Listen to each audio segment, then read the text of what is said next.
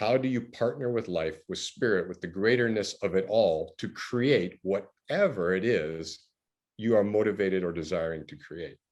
And when you start to see the holistic nature of something, you start to recognize it also has a self-organizing capacity, like inherent in it is its self-organizing capacity, ways of being, like how we show up in the world, not the way we think, not just the intellectual products that we create, but how we show up in the world. You know, if you're mentioning people who've accomplished a lot in their life, okay, great accomplishments in different forms. Journey doesn't require that you do lose everything. It only requires that you're willing to lose everything. Anything you may have done before when you were chasing accomplishments and success and accolades and all of that good stuff. Not to diminish the value of that in our lives. We all have that.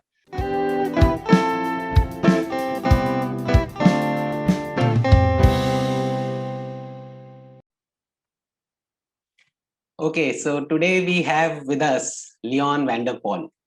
He is an internationally recognized leader, master teacher, and author in the field of transformational coaching and transformative living. He's the founder and director of the Centre For Transformational Coaching and the author of A Shift in Being, the art and practices of deep transformational coaching. In fact, I'm reading that book these days and I found it extremely useful and introspective. So Leon has spent over 2 decades immersed in the dynamics of personal, interpersonal, and organizational change, now helping people develop their innate potential.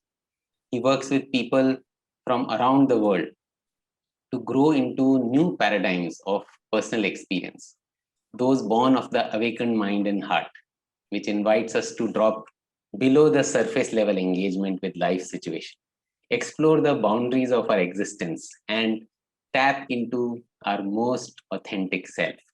And he delights in enabling people to become intentional, synergistic, and transformative coaches and leaders in their communities and families and organizations. He's Canadian by birth, Dutch by ancestry, and has called Taiwan home for over 20 years. And welcome, Leon, to this show. Welcome. Thank you very much. It's so good to be here. It really is.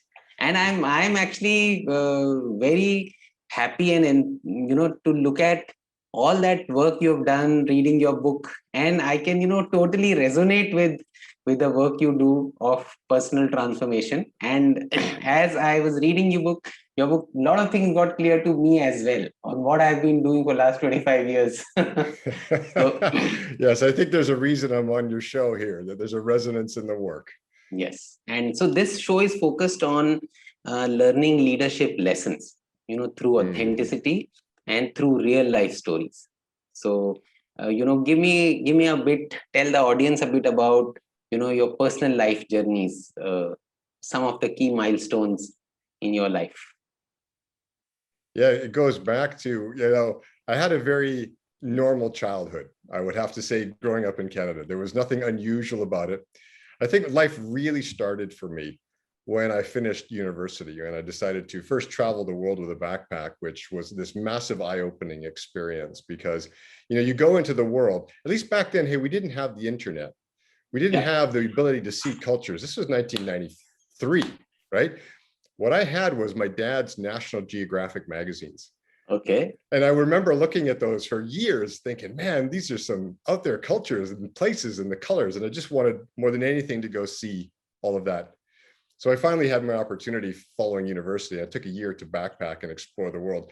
And you know what I found? This is my biggest lesson coming back. And this is what really ties into my whole life journey, is that despite all the diversity and the color and the vibrancy of the cultures around the world, I came back recognizing that we are at heart all so similar when it comes to the real core essence of what it means to be human.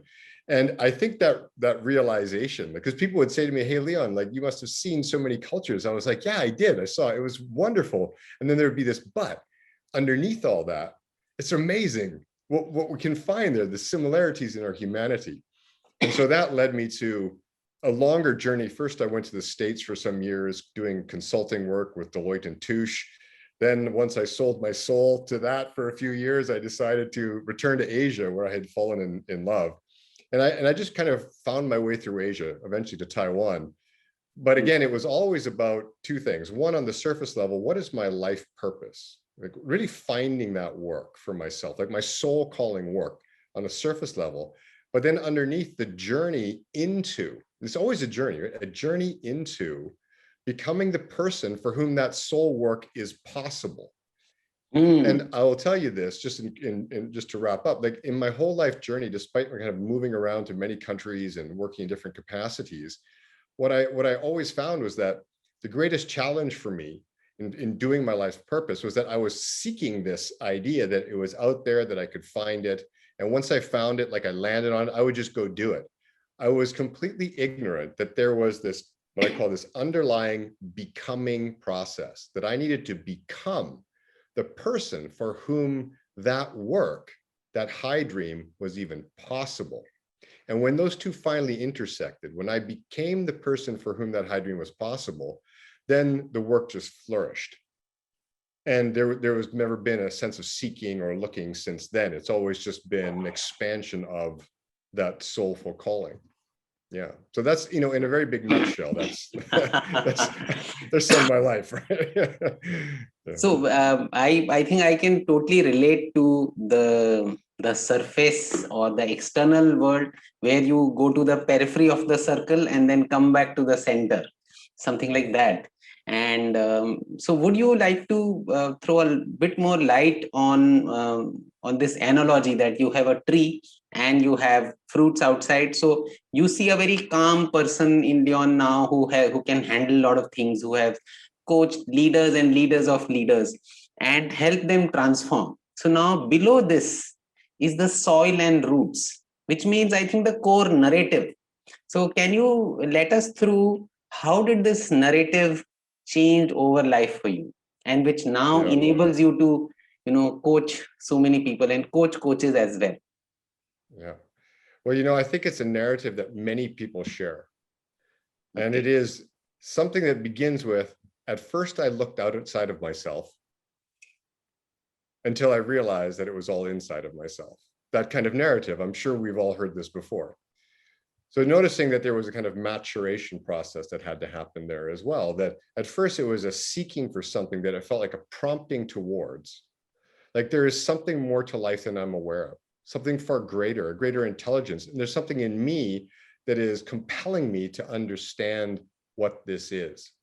So I began the search outside myself through readings, through, talks, dialogues, communities, whatever it may be, until it all sort of came back to settling in that there, we've all heard this, all your answers lie within. And it's easy to say that.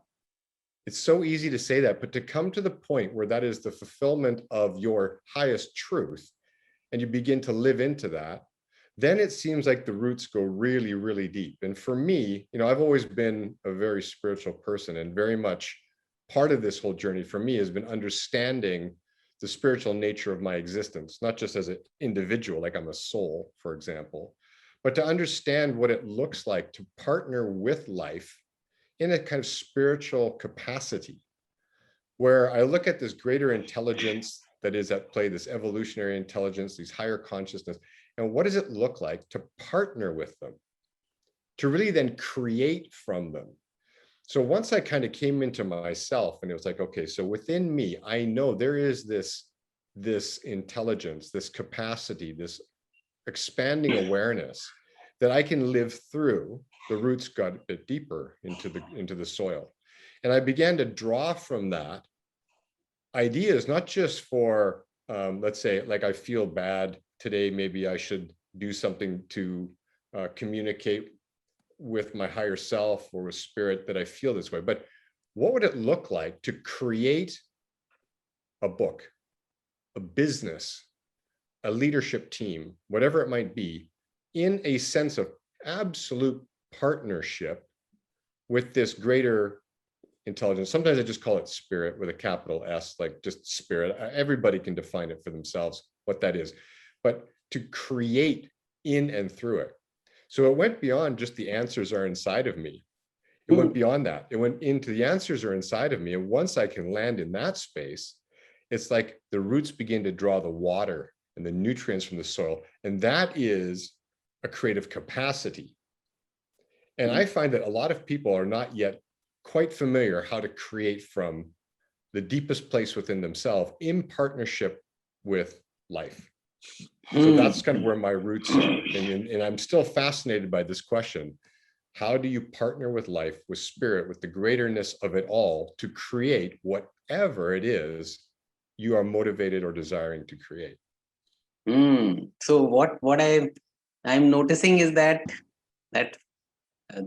connect deeper, because you found the answers right inside you, and that is also not enough.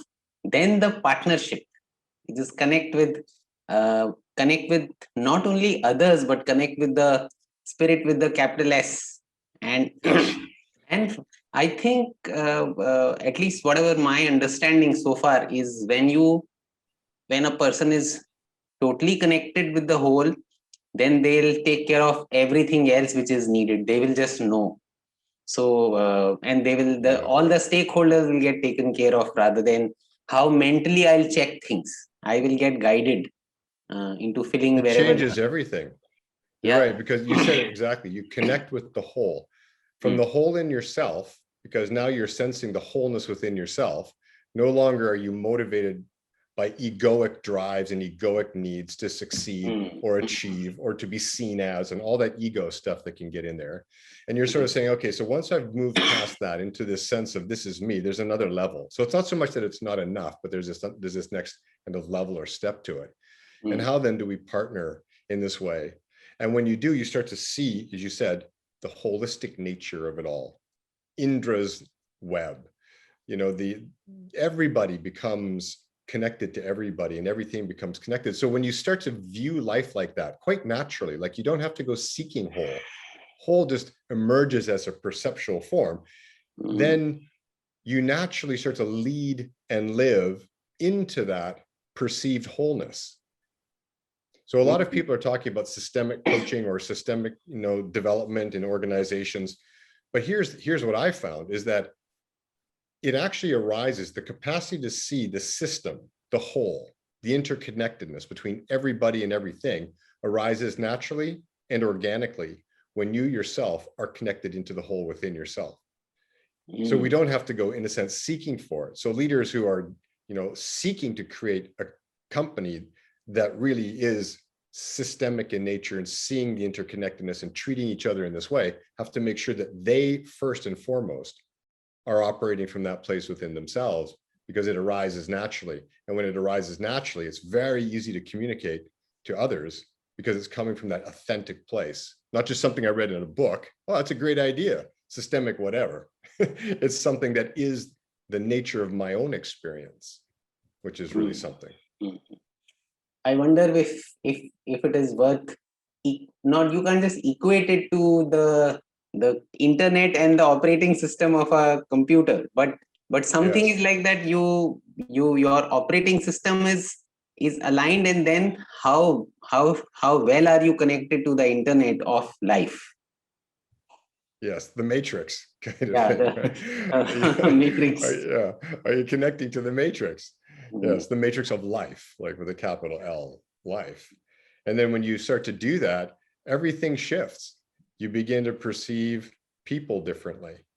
You begin to perceive organizational potentials differently. For example, I'll share one shift that I experienced in the way I saw organizations. In one form, I was always chasing the objective of the organization. Okay, so we can build this or create this or sell this many units of that, or bring in this much revenue, or whatever it may be, whatever markers we were chasing. And we would set those markers and we would go after them, and we could work together well as a team. We could honor each other, we could communicate well, but we're going after these markers that we had set, and sometimes quite arbitrarily. Like we would just kind of say, well, it'd be great if we had a 10% increase in whatever it is, and we decided to arbitrarily chase 10%, and then we would all rally to that without necessarily understanding why that number or that marker was at the core really valuable. Unless someone just said, well, it compares to another marker over here, which we set arbitrarily, like shareholders would love to receive a bigger dividend this year, so therefore kind of thing. So it's all marker chasing. So the shift that happened was that I started to let go in the development. So like I'm the founder of the Centre for Transformative Coaching, right? And so what I started to let go of was this idea that we had to have markers at all. But when you start to see the holistic nature of something, you start to recognize it also has a self-organizing capacity, like inherent in it is its self-organizing capacity. And if you are really partnering with life, as I'm speaking about, you cannot predict or even necessarily know what that self-organizing capacity and potential is for any group of people or organization. You literally have to let it loose. You literally have to give it incredible freedom to self-organize itself into some form that it says, this is what we want to be and create together. And then to absolutely trust that that's what is to be built through your organization. Now that's such a different way to operate than the vast majority of organizations, which say, this is what we do and this is where we're heading. It has to look like this and sound like this and smell like this because that's what we put out into the world, versus let's just sit back and create from that connected place, and let's see what we all collectively want to create. And then we start getting surprised because we can't predict what would come forth. We can't predict the iteration. We don't want to control any of that. So that's a big shift in how we perceive organizational development. That's one that I went through myself because of this own inner transformation that was happening in me, is that the whole desire to lead and to build and to grow an organization started to mirror the way of living that I was experiencing. So I have this. I know you would have mentored, even CEOs of large organizations. Now, how do you balance this out? They'll have investors, they'll have board with all their targets, and now this CEO is sent to you to support him into either whatever kind of coaching you call it, and you can't simply tell him to let go of all those KPIs and KRAs he's having. No. How have you managed this? How do you manage this? Oh no. Bring coherence in. Yeah, no, for sure. First of all, I've never had a CEO sent to me, though. They're always going to choose to come to me, first of all. Yeah. Okay. Yeah, they have to have their or any level of the organization. But the truth of it is that when in a coaching context, whenever you have a person whose objectives for coaching are not their own, right? Okay. That's in a sense, they say, well, I'm here because someone sponsored me into this relationship. You always have to find the balance between the two. And it's absolutely difficult for people who may not necessarily align to the organizational objectives. And then coaching can take some interesting paths. So first of all, whenever we're coaching people in this way, like I am very responsive to what my coachee is asking for. So if they want to do inner work, and that's what I do, like, let's be honest, I don't say, hey, you've got to hit that target because that was assigned to you at the beginning of the year. I do the inner work to help them understand how they're going to get there in a way that is most aligned to who they are. Or if there's something else that needs to happen, like maybe they need to stand up and push back against certain impositional targets, because that's not what they've envisioned and that's not how they see the organization going. And they need the courage and the fortitude to stand up and really set a different direction or set different targets. So coaching is always in relationship to what the person is asking. And yes, sometimes they have an inner battle happening inside themselves as to where they need to go and how to walk that line between the demands of the organization and their own inner desire for growth at a level that may not necessarily be understood by the organization. That's big. My experience is that a few things can happen for people that are going through this. One is that they will suck it up and they will find a way, because it's too important to them, whatever their position, the work, the relationships, it's too important to them to leave, to walk away. So they will find that balance, and often it comes at a sacrifice for what they truly believe and desire. So they live in that tension, and that's not necessarily easy. I had one client who chose to do that, very central to a massive organization in terms of customer service across a lot of divisions, and just completely out of alignment with so much of what these departmental CEOs were doing around him, divisional CEOs, sorry, so out of alignment with the way they were communicating, acting, and operating. But in his view, his whole career rested on this job. There was no way that he would say, I would leave to uphold my own value system. Like, I will make this work. So mostly our coaching conversations were like, how do I manage this? How do I make it work? But the other choice that people have, and this is where things get conflicting, is that they will choose to leave the organization. That was my other question, that sometimes people say, if you do so much inner work with my key man or key woman, my fear is that the person may suddenly discover something else and leave this whole organization altogether. Yes. Yes. And from my perspective, because I've been on this journey, I'm cheering that. I'm cheering that because I live again in the holistic system. So the holistic system trusts that when each individual makes choices that are in his or her highest good, it's for the highest good of all. The organization as well, all, including the organization. All, including the organization. And if we can all live in that space of trust, again, the self-organizing nature of life is that the people who do not align will leave, the people that align will come in, and organizations will find their way with that free flowing, self-organizing nature. But people don't operate from that. They operate from fear. What happens if I lose that very valuable player on my team? I better not send him to coaching. Least he actually sees the crap that he's putting up with and finds the courage to leave. Yes. So the person will find the incoherence and courage to leave. But what you are saying is, anyway, while the person is there, living incoherently is adding to the stress of the system in some way, because he's not meant to be there. Perfect. Perfectly said. Oh, yeah. It adds to the stress and the dis-ease of the system in some way. How will he show up at work when he's inherently not wanting to be there? How does that affect his communication, his relationships, his motivation, his energy? Yeah. Right? When he's not really at a core level wanting to be there. So why wouldn't we want to support this person into his best self to make the best decisions, which may mean leaving the organization? And then what can the organization learn from that? Right? Because the person leaving is saying, this is not working for me. What can the organization learn? And then again, trusting that the right person is going to come in. So have you had a conversation like this before you start mentoring someone? Have you had this kind of a conversation, that what happens if this person leaves, etc.? Have you ever been in that situation, or people have just... I do. When I used to sit with the sponsors of certain coaching relationships, I didn't want the sponsors to have any kind of false idea about what was really going to happen in the coaching space. They don't have an ear in the room, and they'd love to have an ear in the room. We know that. So they don't have an ear in the room. They're really trusting that I am the ear in the room for them. So I didn't want them to go in with any illusions of what we're doing. I don't do surface level coaching. I don't do transactional coaching. Get stuff done, or let's just manage this issue kind of coaching. That comes up once in a while, but me, I'm doing the deeper work. So if you're going to hire me into your organization, be prepared for some disruption. And again, we can't look at disruption as a negative. Disruption is simply a type of change of a system that is trying to find its way back into wholeness when it's too out of alignment of that wholeness.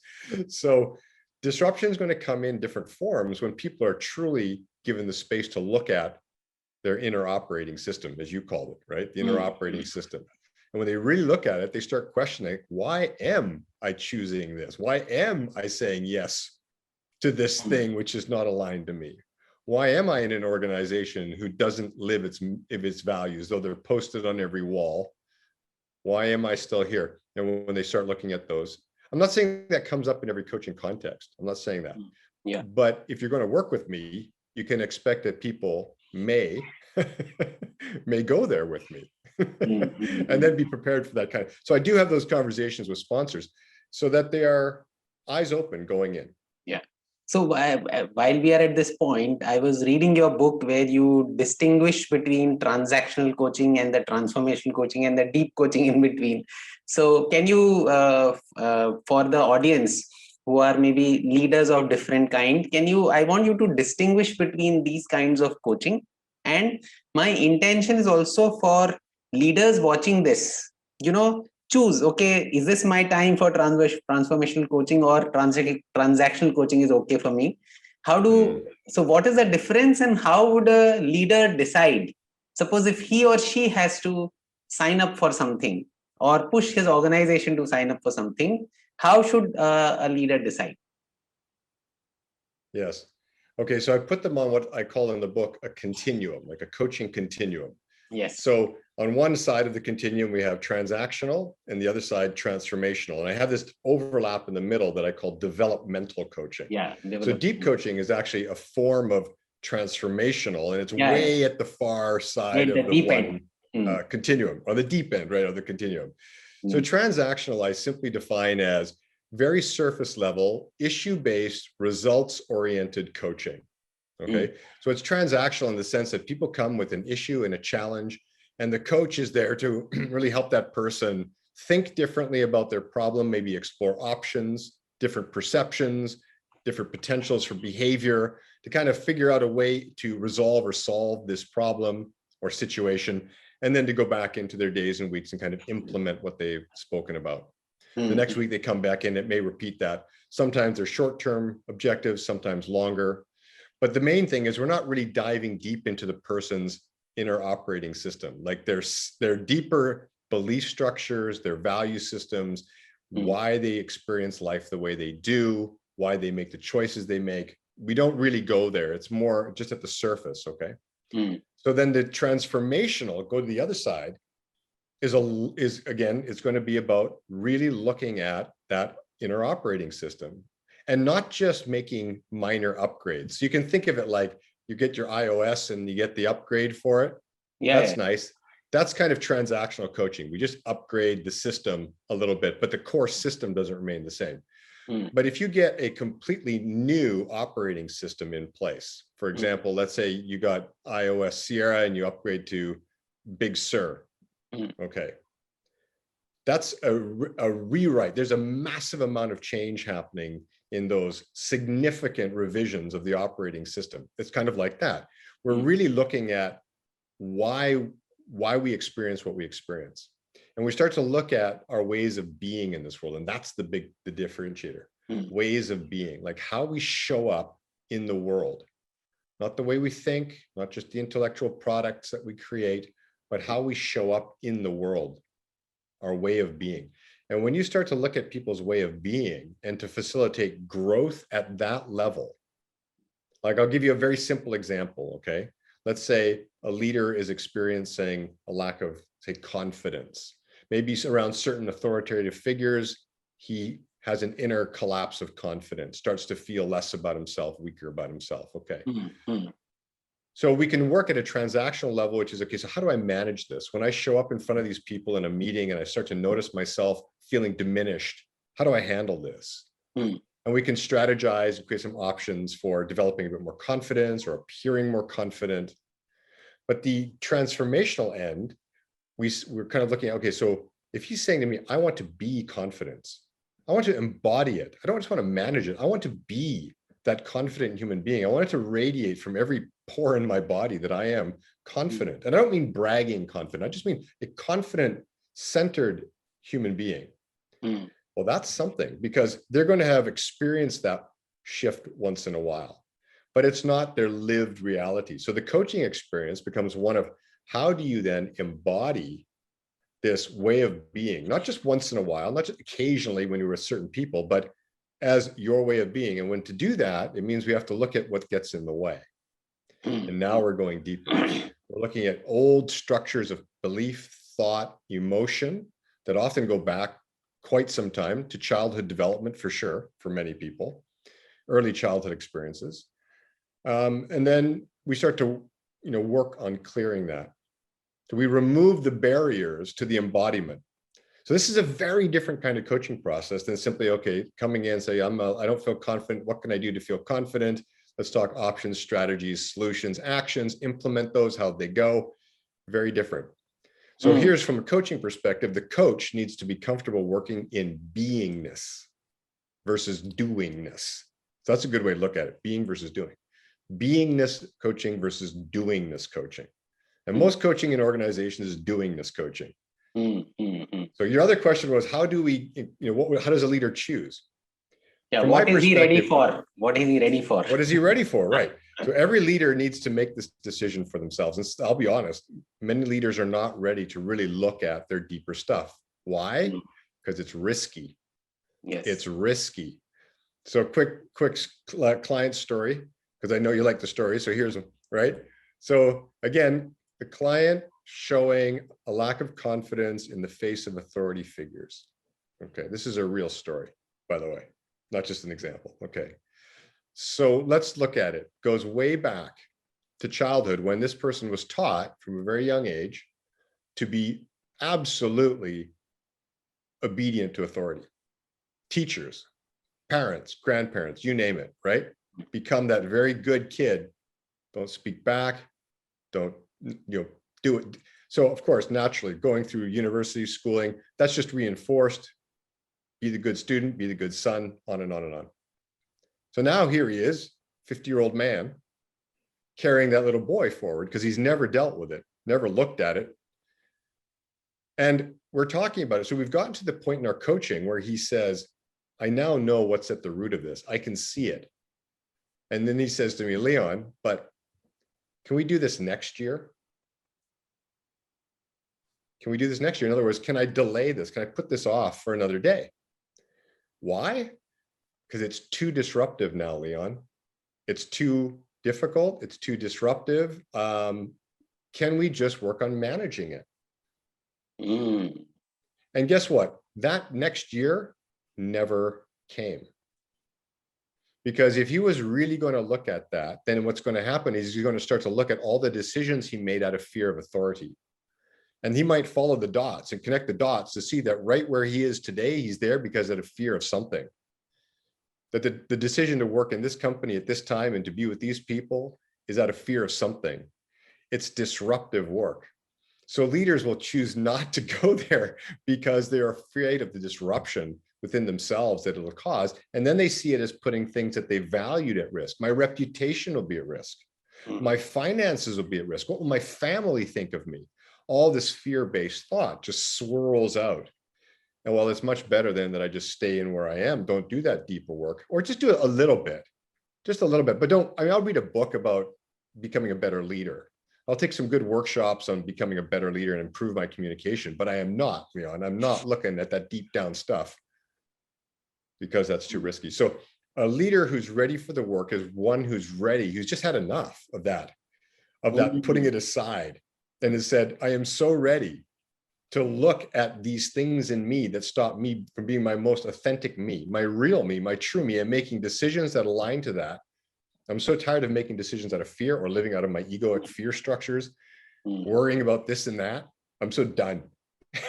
So the leader that's at that point is completely ready for the deeper transformational work. So I just want to flip this example. Have you had, so I can relate to what you said about an obedient kid, because I've been like that. But have you seen the other side where people are very rebel kind of leaders? They just rebel against everything and it goes back to their childhood.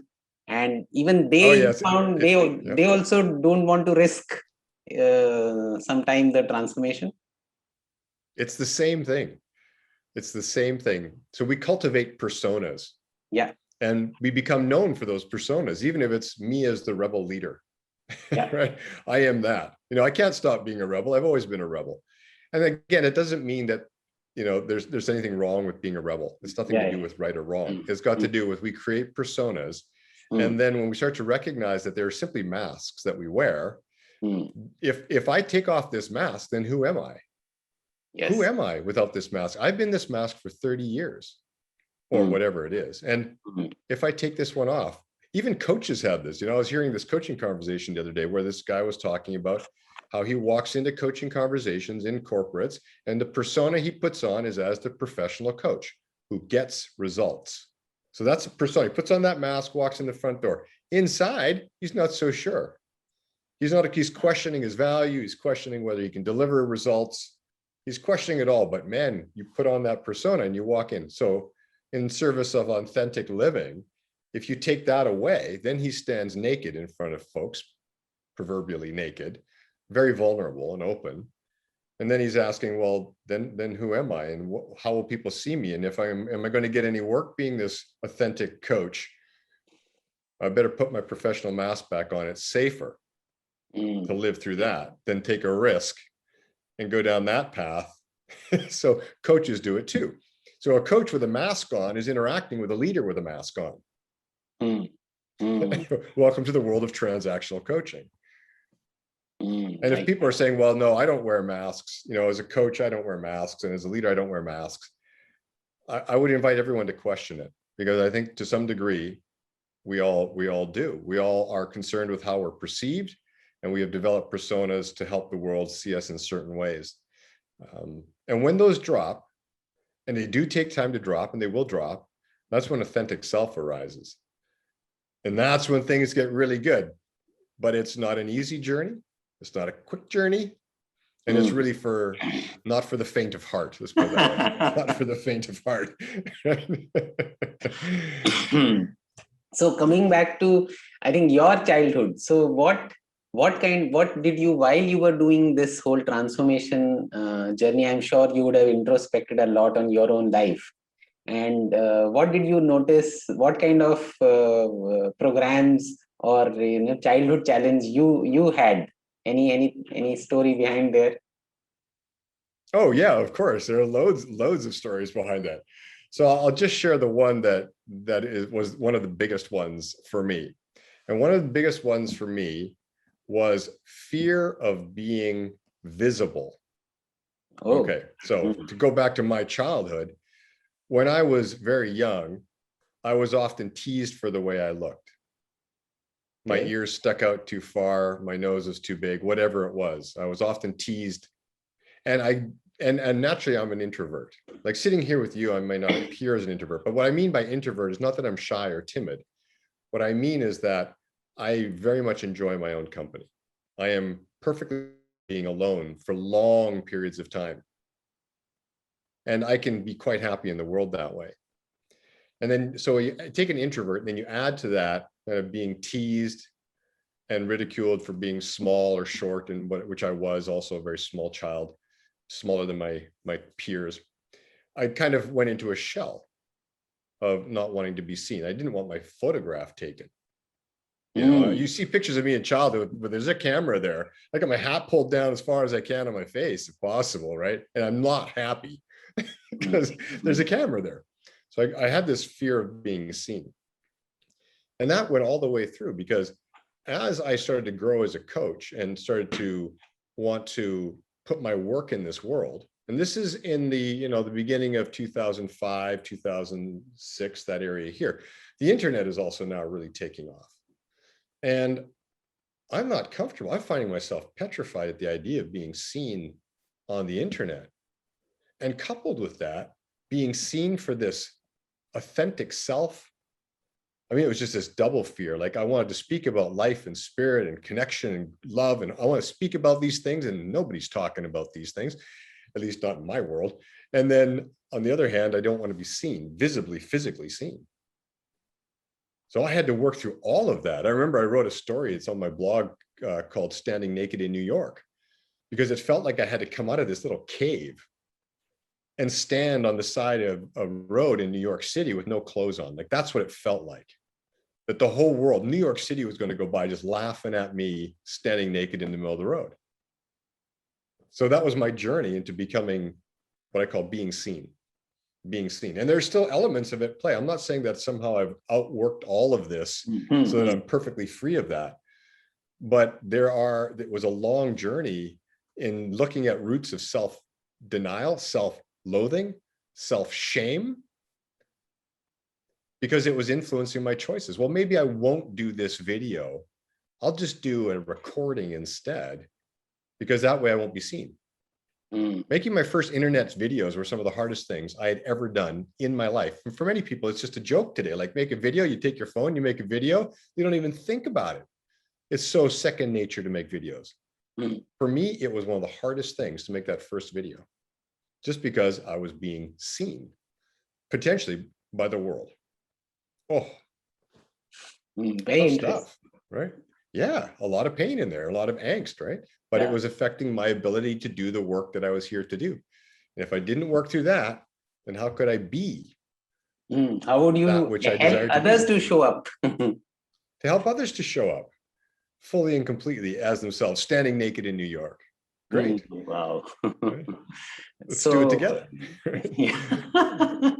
So, if you scan your life, what would you what events stand out as something which shaped who you are now? Any turning points or anything which can be called a transformative event or the introspective event? It really allowed that shift or the version upgrade, so to say, in your life. Yes. Which would be Yeah. one or two such events? One of the biggest events, and this might surprise you, was when I had what I call a healing experience in a coaching session. Okay. So this happened early on when I was a student coach in 2004, 2005. And I was working with a client. Again, I was learning transactional coaching, so I didn't have much beyond that very basic rudimentary skills. And on our final session, she decided she wanted to tell me about a sexual abuse that she'd experienced as a child at the hands of one of her family members. Mm. My basic level coaching, red flags, coaching does not go there. Coaching does not go there. But I was with her on the phone. What was I going to do? She was already telling me about this. She was opening up. So I turned within myself. At least I had the wherewithal to do that. And I just said, what do I need to do? And the answer I received from within was just love her. Okay. I don't know exactly what that means. It's a phone call. She's thousands of miles away. So I decided, okay, because I've been interested in the consciousness, like how consciousness works. And so let's think consciousness, love consciousness. I don't mean romance. I mean capital L, the consciousness of love. So here's a chance. I'm like, okay, I'll sit back, and I close my eyes and kind of put my hands out in the chair. And I just decided to just send as much of this love energy as I could. Yeah, just the vibration of it. And she just kept talking and talking and talking. And slowly though, after 20 minutes, she started to slowly quiet down. And this silence opened up. It was like I could feel it, like this energy vortex of something. I don't even know exactly what it was, just opened up. And you could feel she was just in that with me, in this extraordinary space of silence. And we sat there 15 minutes. And then it started to close down, kind of an energetic closing. And we kind of looked at each other. Now, this was on the phone. We weren't literally looking, but looking at each other, and kind of both simultaneously went, wow, what was that? In other words, she felt it as much as I felt it. It wasn't me just living in some kind of a dream. She was experiencing something equal and equivalent to it, thousands of miles away, and felt this disillusion of the pain that she'd been carrying around this, just a dissolving of it. And we spoke about it for a while. Now, I share this story because you asked me a pivotal transformational moment. That moment, I didn't even know what happened. I couldn't make sense of it at the time. But it changed forever my understanding, again, of the holistic nature of humanity, of how consciousness works, how connected we are. It changed my understanding of what's possible in a coaching space. This idea that questions are the things that coaches do. We ask powerful questions. I'm thinking, what if we just sat in silence and loved each other into wholeness? What then? See, these big questions came up about how we can shift very much the coaching conversation. And then it changed my own direction too, because now for the first time, I started to see a potential in coaching that I was not being taught in my coaching classes, which led me ultimately to create the deep coaching work that I do today and to open the Centre for Transformative Coaching. So it came from that seed, that one seed planted, changed all those potentials for myself. And very much the work that I do today sprouted from that one transformative moment where I understood the potential of consciousness. See, I can visualize this whole conversation, and something similar I've gone through. But what you were saying is, if I'm looking at that, something in you told you to be light and space for this lady, and you were Yes. just being that. In that presence, this whole energy vortex opened up. In that presence, this whole healing, I think both of you tapped into something much deeper, which is normally not visible or available, but that is what the Exactly. whole is. And I think That's what it is. you got a dipstick experience in that hole for those 15-20 minutes, and you got hooked on there. I got hooked on it. I got hooked on it because And I understood then that we can do true transformation work without it having to be heavy and hard. yeah. It can be light and joyful and loving. Right? And coaches need not fear. We all need not fear this work. I talked about all those fears people have about saying no to the journey. But the truth is, once you start tapping into this stuff, pathways just open. It's not easy. It requires making tough choices sometimes, but pathways start to open because we're so tapped in. So coming to my other question is, what has been one of the biggest setback, rejection, tough experience you've had in this whole journey? Or whether you can answer in the coaching realm itself or life, whatever. In the personal realm, the biggest setback or rejection. And how did you turn it around, and what did you, because you would have introspected and turned it around for sure to reach here. Yeah. Well, that's the thing. Like, I'm having trouble seeing it in terms of a rejection, because everything gets immediately, recontextualized as opportunity, right? Okay. Yes. I might not like it on the surface, but there's something big here, and it kind of goes. I have to say that there was a period in my life when I wasn't sure what my life work was to really look like.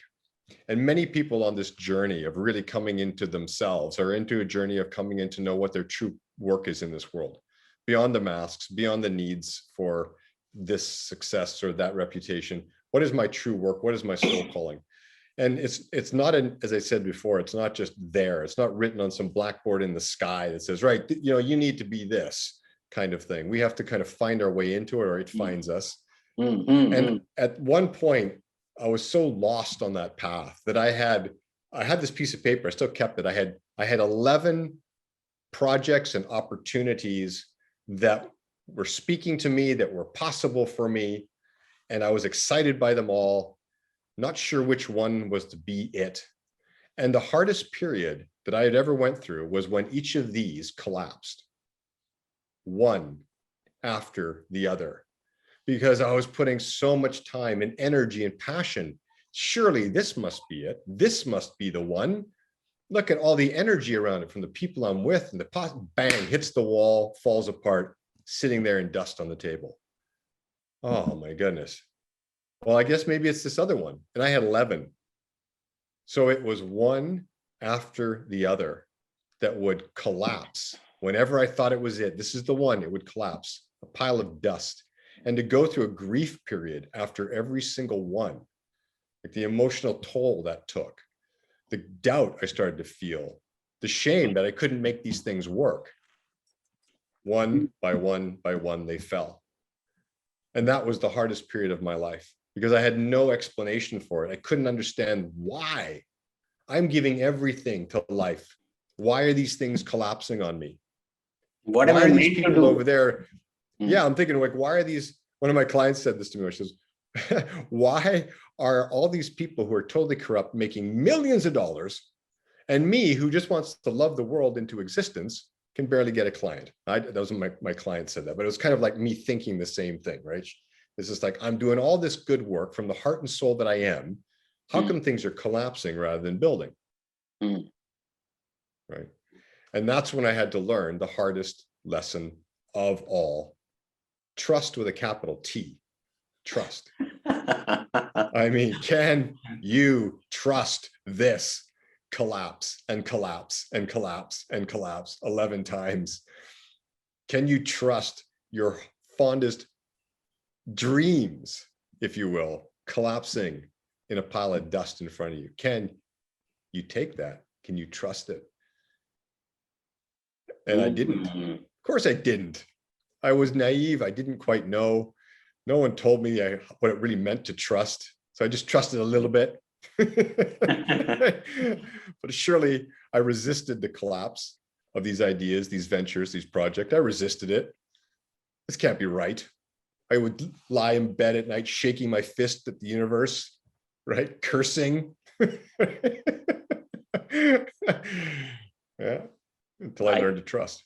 I think I can relate to you a lot. In fact, just when this COVID started, I have noticed some of the projects really collapsing. And I can completely relate to what you are saying, is that you're wondering why this is happening despite all your pure intention.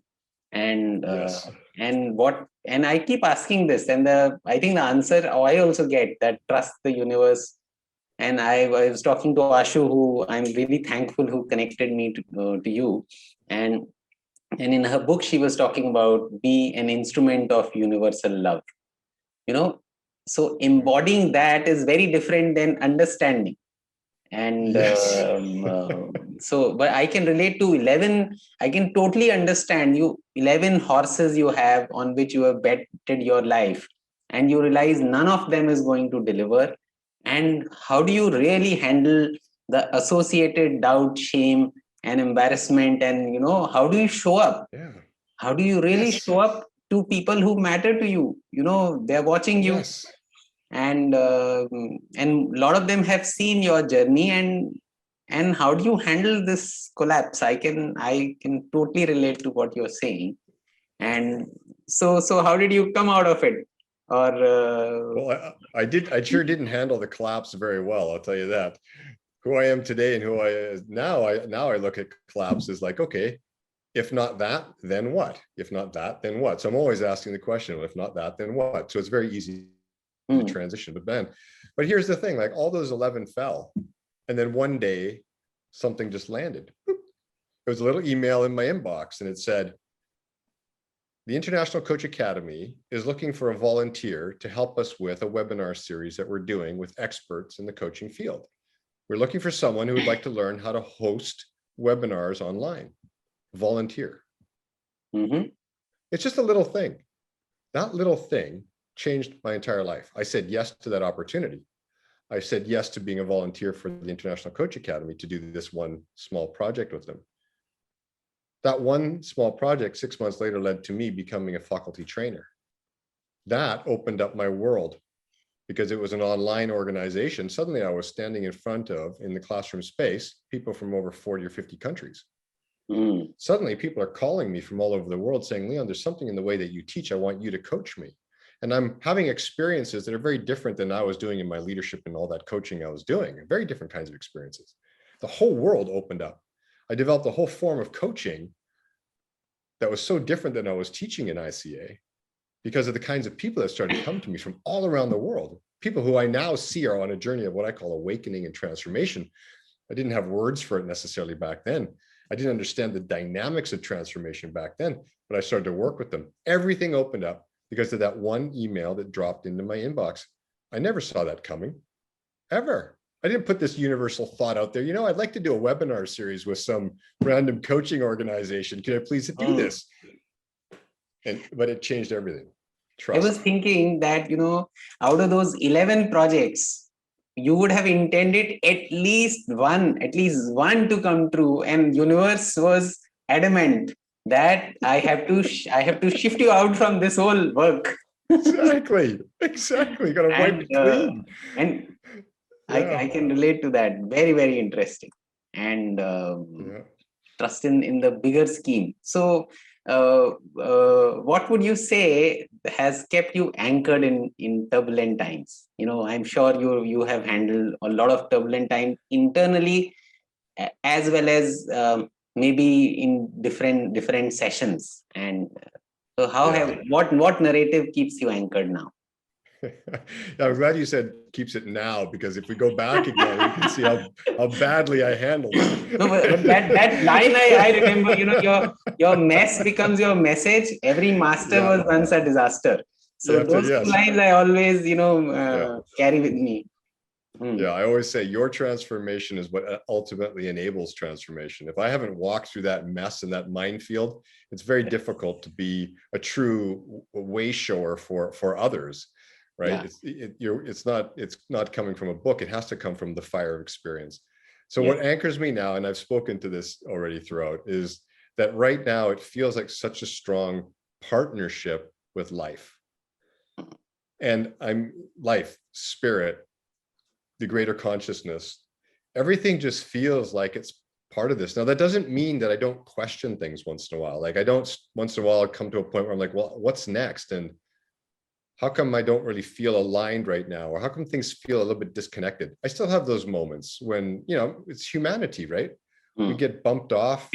Sometimes we feel disconnected, but the grounding still comes in because at the end of the day, it's just, I know that's where I need to go. I need to go sit quietly somewhere and just go within myself. And I need to do that sometimes repeatedly for a period of time. And then things start to become settled and clear. The questions, the doubts just become quiet. And I begin to find a renewal in energy. And I start to see pathways forward. I called my book A Shift in Being, because it has to shift my way of being from one that is in any way based in doubt or fear or concern or anxiety. Those niggling things keep you in one vibrational pattern. As soon as we shift into that more expansive state of awareness, whatever level of consciousness we want to embody and really hold as our way, for me, it is love. It is the consciousness of love. What can I create through that? What do I want to create through that today? What's calling me in that consciousness today? When I can sit in that, everything falls into place and I go into my day. So and everything just cares for itself.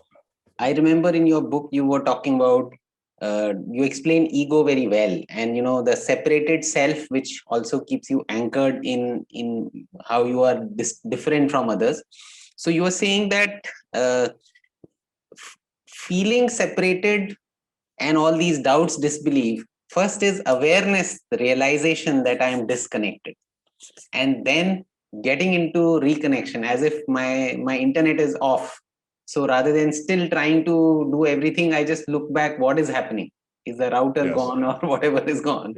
And I really need to step back in silence and then slowly restore the wholeness and connection with the wholeness. The connection, And when you get used to this way of living, because I look at it like a reconfiguration of the mind and consciousness on a personal level. You're reconfiguring. So you go through this period of really kind of a disruption and where it feels like things are falling apart because things have to reconfigure into this new pattern of consciousness of the mind, right? When you get used to that, any disruption to it, you feel it like that. Yes. Like that. And it doesn't feel good, right? So you're picking the incoherence very quickly rather than letting the incoherence be the way, because otherwise you can practice incoherence and stay there forever, because now that is the way. Right. And most people spend most of their time in incoherence with moments of coherence. Yes. Moments, maybe in a session, maybe just on a walk in the park one day, but most of the time they're in their heads, very connected to the dramas of life and the problems and challenges and thinking. And then they get these moments. When that paradigm shifts, and it is a paradigm shift where that connection and cohesion is your way of being, and then you go back into disconnection or incoherence for a period of time, it feels so bad. But the beautiful thing is you've got a resilience that's built up. You become very resilient in getting yourself back in. You know what's important to you. Like when I spend too much time denying myself my morning meditational hour because I've got things to do, within a week's time, I'm out of coherence. And if I continue, I've got so much to do. I've got to get up early and get to them. And I'll do the meditation hour tomorrow. Guess what happens? I just spiral into some dark place that I don't really want to be. Right. But the reality is most people do that. Most people deny those periods for themselves in service of getting up in the morning, getting to work, getting things done, getting on the email, checking social media, and they live in incoherence. They don't know it. It's their norm. It's normal. So it's hard to change something. So the awakening mind starts to sense that maybe my idea of normal is not so normal after all. Mm. And I'm seeing people who are talking about a different kind of normality, but I'm not really clear what it is. So maybe I should go find out. And then they do. And then they start to recognize, oh, there is a very different way to live in this world, a different paradigm of experience. I think I can go on and on with your experience and questions, but we might have to close this interview sooner than what I would have wanted. And let's close with this whole question of everyone is in a way searching something. Maybe they are searching coherence. Maybe they are searching their purpose, why they are here. Everyone has a different kind of a search. So for this audience of this channel who are leaders or aspiring leaders, already driven by something because they have accomplished many things in their life, what are the 2-3 tips or questions you would want you to be left with? Because so that they get into the deep end of their lives. Yeah, that's good. That's good. I could ask the first question is, if you're mentioning people who've accomplished a lot in their life, okay, great accomplishments in different forms, who would you be with all of those accomplishments? Like if we were just to erase that part of your life existence, who would you be in the world? And if you say, I'm not sure, okay, there's an avenue for exploration, because what I've noticed is a lot of leaders who've done a lot, they start to get concerned about things like legacy.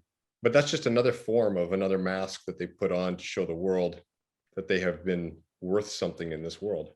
What if we took all of that away? Who would you be? Who are you at the core of your being? If you strip away all these things, do you know yourself? Do you love yourself? Can you stand naked in New York as that self? Right? That's one question I would definitely ask. And if they're saying, well, no, I'm not sure I could. I don't know if I know myself at that level. I've been living through all of these personas and all of these masks and all of these values that I was taught are important for a lifetime. Then I would simply ask, are you ready to go on a journey into knowing who you truly are and risk it all? Risk it all. Risk it all. Are you willing to risk it all? The journey doesn't require that you do lose everything. It only requires that you're willing to lose everything. And there's a paradox right there that people have trouble with. But are you willing to risk it all to know who you are at the core of your being? And that journey will lead you into a place for yourself that whatever you do with the rest of your life will be born of this authentic state and truly will carry a greater resonance to making this world a better, more loving, benign, compassionate, connected world than anything you may have done before when you were chasing accomplishments and success and accolades and all of that good stuff. Not to diminish the value of that in our lives. We all have that. It's just really in terms of what our true benefit to this planet is, or to the world is, to our families, to our fellow citizens. It's going to be born when you step into authentic self and live from that place. Wow. I think on that note, we wish all the audience to discover their authentic self in the journey they are meant to be. And I would really say that this interview might shake a lot of some people, who knows, but maybe shake them in a better direction for their own purpose and their own life. And I wish you a whole lot of, let's say, clarity, connection, and maybe divine guidance to spread these vibrations across the universe. And thank you very much for all that which you shared. You are very welcome. I loved it today. Thank you very much for having me. Truly a pleasure, Rohan. Yeah.